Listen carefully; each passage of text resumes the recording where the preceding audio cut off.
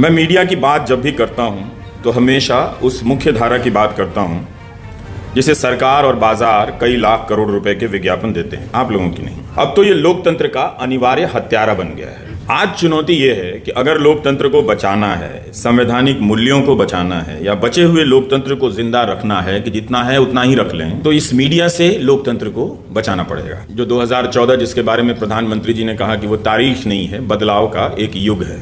जैसे कोई बल्लेबाज सोचता होगा कि हमारी बल्लेबाजी या गेंदबाजी इस तरह की होनी चाहिए, गेंद की रफ्तार ऐसी होनी चाहिए, उसका स्विंग ऐसा होना चाहिए, इस तरह का सपना मुझे इस पेशे से जुड़े हुए लोग, पढ़ने वाले लोगों में नजर नहीं आता है। आज की तारीख में आप गोदी मीडिया के चैनलों में प्रोडक्ट के आधार पर फर्क करना चाहें तो आप नहीं कर पाएंगे। इस पर लंबी बातचीत हो सकती है कि किस तरह बाजार का विज्ञापन, कॉरपोरेट का पैसा नफरत फैलाने की और लोकतंत्र की हत्या करने की इस इंडस्ट्री में लग रहा है।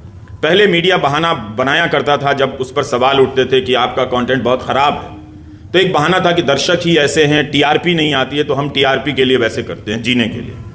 लेकिन अब मुकेश अंबानी को तो इसकी मजबूरी नहीं है, उनके पास तो बहुत पैसा है। टीआरपी से कितना पैसा आता है? 20 करोड़, 25 करोड़। इसके लिए भी उनके चैनलों की क्वालिटी, अगर पैसा कारण था तो मुकेश अंबानी का चैनल सबसे अच्छा होना चाहिए था, पर उसी चैनल पर उनका एंकर बैठ के बोलता है परमानेंट सोल्यूशन होना चाहिए। और एक ऐसा मॉडल विकसित हुआ है जिसे देखकर कोई भी अब आश्वस्त नहीं हो सकता कि हमारा लोकतंत्र सुरक्षित है। 2014 के बाद से मीडिया ने अपनी शक्ति के उस स्रोत को बदल लिया। वो सोर्स ही खत्म कर दिया कि हमें जनता से शक्ति नहीं लेनी है, सरकार से शक्ति लेने लगा और पूछना बंद कर दिया सरकार से, जनता से पूछने लगा। आपको चिन्हित करने लगा, आपके लेखकों को चिन्हित करने लगा, उन्हें गद्दार, देशद्रोह, तरह तरह के नामों से पुकारने लगा।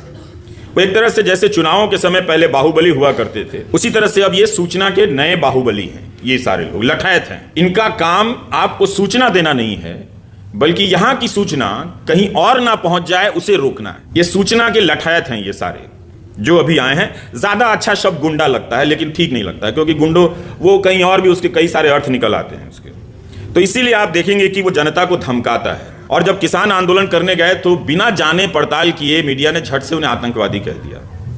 ये कभी नहीं हुआ। जिन्हें अन्नदाता कहा जाता था, पता नहीं किसानों के लिए कितनी अलंकृत शब्दावलियां विकसित कर दी गई थी कि ये हैं वो हैं, उन्हें एक झटके में आतंकवादी कह दिया गया, आंदोलन जीवी कह दिया गया। तो जब मीडिया जनता का ही विरोधी हो जाए, विपक्ष का विरोधी हो जाए, तो उससे उम्मीद करना कि वह किसी तरह से संविधान का पालन करेगा, अपने खाली समय को बर्बाद करना है। कि जो फेक न्यूज है इसका खंडन करना, इसको बताने का काम हम नहीं करेंगे। क्यों? क्योंकि फेक न्यूज जो है दरअसल वही सरकारी न्यूज था, वो पॉलिटिकल न्यूज था। तो अगर आप उस पॉलिटिकल फेक न्यूज का खंडन करते तो आप उसकी निगाह में आ जाएंगे। सबका मालिक एक है। तो इसलिए ऑल्ट न्यूज और बूम लाइव ने यह जिम्मेदारी उठाई, आउटसोर्स हो गया।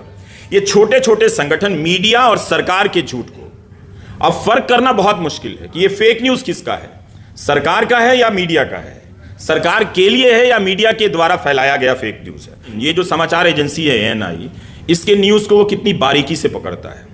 कई बार इस तरह से पकड़ता है कि डिलीट करना पड़ जाता है एएनआई को अपने ट्वीट से, क्योंकि सारे अखबार के मालिकों को, चैनल के मालिकों को पता है कि जो फेक न्यूज है, जो व्हाट्सएप यूनिवर्सिटी का प्रोपेगेंडा है, वो साहब का है, आप उस पर हाथ मत डालो।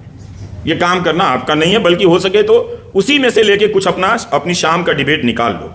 गोदी मीडिया के पत्रकारों ने अपने भीतर के पत्रकार की पहले हत्या की। यह बहुत जरूरी था कि पहले अपनी संवेदनाओं को, अपने पेशेवर क्षमता को, कौशल को वो मारें, तभी वो काम कर सकते थे। इस मीडिया के स्क्रीन पर विपक्ष और जनता अब नजर नहीं आती है।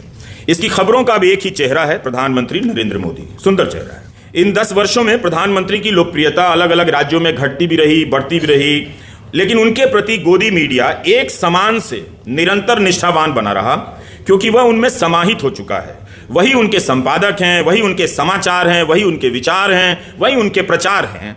आप सभी आचार हैं और बेकार हैं। इस मीडिया में आप मोदी, बीजेपी, आरएसएस, बजरंग दल सबके गुण देख सकते हैं, मगर विपक्ष को जब यह दिखाता है तो मरियल सा बताता है, उसका उपहास उड़ाता है, विपक्ष के सवालों को कभी जगह नहीं देगा, अदानी और पुलवामा को लेकर कभी सवाल नहीं करेगा, उनका काम नजर ना आए, उन्हें जो भी समर्थन मिल रहा है उसे रिजेक्ट करता है।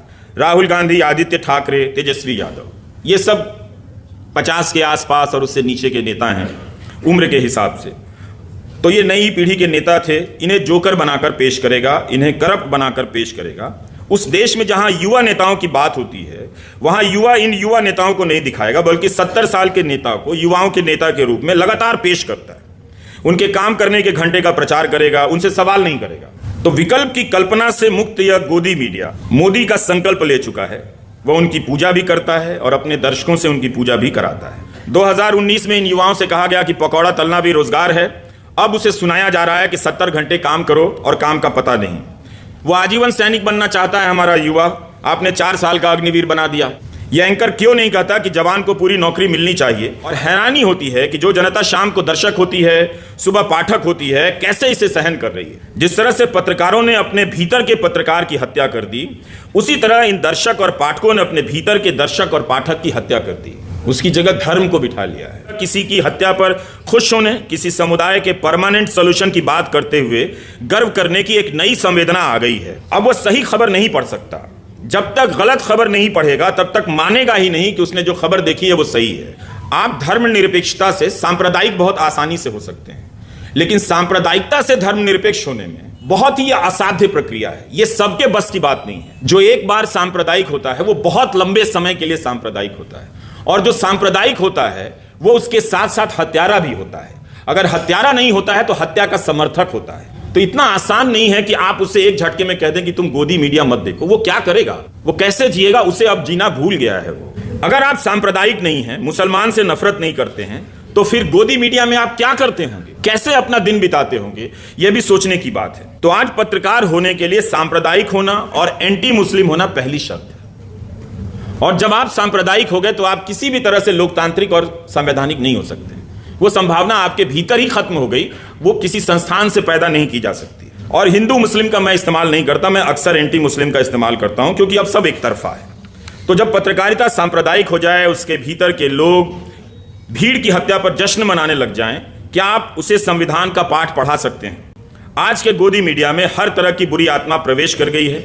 एक जो अच्छी आत्मा थी, संविधान की आत्मा, वो मीडिया से बाहर कर दी गई है। अब इसार शर्मा को लेकर एक सांसद ने नाम ले लिया कि चीन से पैसा ले रहे, कहीं कोई प्रमाण नहीं है, और उस पर मुख्य धारा के गोदी मीडिया ने उस पर बहस भी कर दी।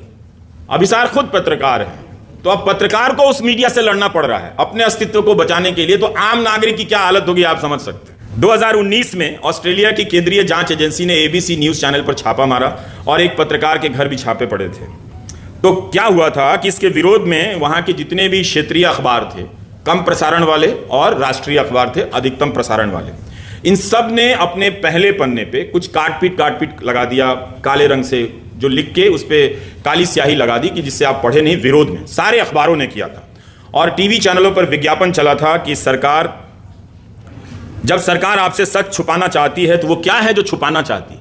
इस तरह से चला था उस देश में। हम मदर ऑफ डेमोक्रेसी, क्या हमारे यहाँ चल सकता है? नहीं चल सकता है।